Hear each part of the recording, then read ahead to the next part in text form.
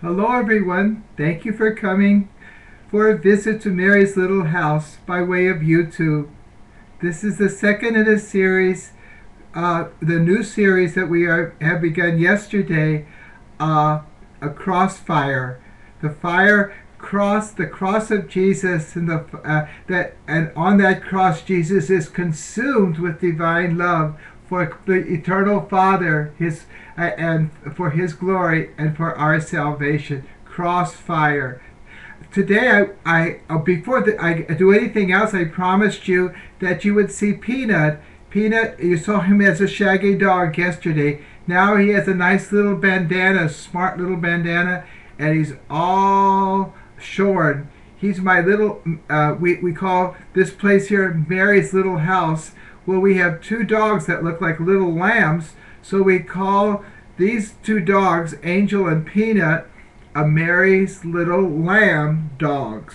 And as I said, sometimes they start eating grass, and I have to remind them that they are dogs. But anyway, here's Peanut now. He's very tired after his grooming and bath and pedicure. He got his nails all trimmed. Here he is. Peanut, can you wake up? I haven't started talking yet. Why are you asleep? Wait till I go to talk. Here's Peanut right now. His little bandana. Do you see him? See his little bandana? His fluffy ears, they kept those on. Come on, you gotta see his face. So Peanut, don't be so shy. Don't be fading that shyness. You know that you're it. Okay. And he's trying. He's very clingy today. It was hard for him to go out there. He came and when he got home, he went on the bed and rested there all day. He was very tired. He got his shots too, so that wasn't any fun. But he was a little brave puppy doing all that. That's Peanut, the one who steals the show on his star of YouTube. God bless you. Thank you. Okay, Peanut, you go to sleep now. I'm talking. Today I want to talk about a little excerpt from the writings of one of the doctors of the church, a woman doctor, and she's full of fire. We got a statue downstairs in a statue group, our Blessed Mother holding Jesus and giving Saint Dominic the rosary to spread throughout the world, the Holy Rosary. On the other side is Saint Catherine of Siena. St. Catherine of Siena, and she is holding her heart's flaming. She loved the Lord with a flaming heart.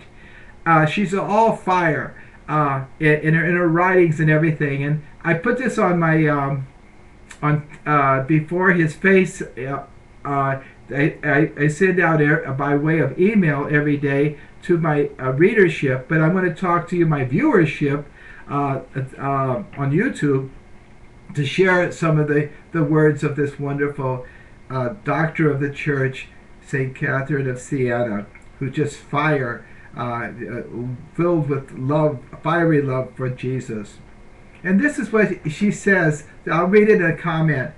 The Word has given Himself as food, and the Father is a bed where the soul takes its rest.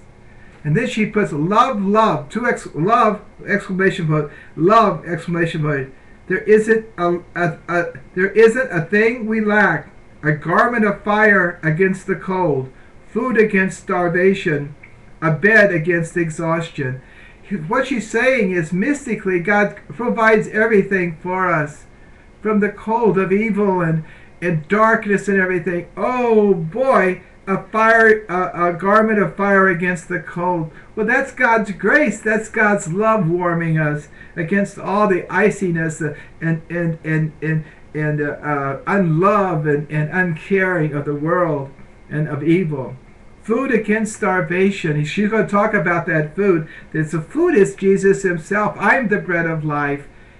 So food in the Eucharist, and a bed against exhaustion. The Father's lap, the Father's to repose on the Father's bosom. That's the bed. That's our bed. Okay, and then she exhorts us: fall in love with God.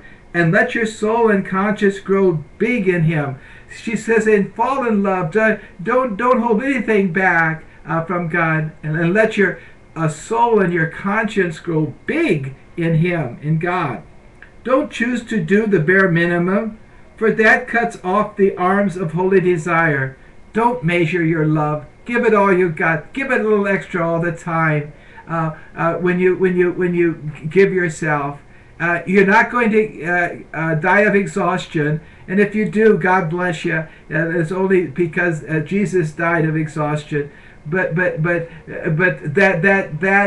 gift of ourselves will be more than compensated by God's love for us and his burning desire to be united with us now and forever. Okay, we don't have to be small-hearted in the face of such generosity. So in front of God's generosity, who's given us Jesus, Jesus given us himself as for a victim for our salvation, and given himself as food. In front of all that, we don't have to be small-hearted in front of that such generosity. For since we are pilgrims, this incarnate Word has accompanied us on our journey and has given us himself as food to enable us to run courageously. The food that we need every day. I'm so glad I could go to the Eucharist every day. I need it. I just couldn't keep running as fast and courageously. I hope courageously. I'm this big wimp of me that I am. But without the Eucharist. He is such a loving companion to souls who follow him that when we reach the end in death, he puts us to rest in that bed, that peaceful sea of divine being, where we receive the eternal vision of God. So when we die, we have this bed, the eternal, peaceful sea of divine being. That's the eternal Father's lap, I want to go, his bosom. And we could see God and just immerse ourselves in God and in the peaceful sea of divine being. And that's why he puts us to sleep that way, puts us to rest. We always pray for the repose of the soul. Eternal rest grant unto them, O Lord, and let perpetual light shine upon them. That rest is this eternal sea of divine being, of the Father's lap, of the Father's bosom. It seems that this is what the dear mouth of truth, that's Jesus with a capital T, meant on the wood of the most holy cross when he said, "Into your hands, Lord, I commend my spirit." And then she interjects, "O gentle Jesus, you are in the Father, but we are not, because like gangrenous members, we were deprived of grace by sin." Well, we were gangrenous, gangrene. We cut those members off because that's what sin does. But he's restored us to be alive members and to be healthy members by giving us, dying for us and giving us the grace of new life, of risen life. Now we're not gangrenous anymore, and we're alive because of him. So what he said was for us, remember what he said? "Into your hands, Lord, I commend my spirit." For us too. Since in his close companionship, he wants to bring us with him, this close companionship with us, making us one with himself. He considered what was ours as his own, on fire with love. So he brought us into this. Into your hands I commend my spirit. This being enveloped and consumed by God, accepting his into his hands, into his offering, and being consumed by love, the Holocaust by love. He included us in it too. Isn't that marvelous? And every day at the Eucharist we make this wonderful into thy hands, Jesus bringing us as the victim, as Holocaust, as flaming, as divine, as fire of love to the Father. We are consumed. The Father just takes it, like the Old Testament when they offered the bull or the lamb or whatever on top of the altar. The flames came down and just consumed the victim. Well, the flames come down. The Father's love says, "Yes, I accept into your hands your gift," and it's in divine love. He's not by himself, but close companionship as one with us. We are one with his. so we are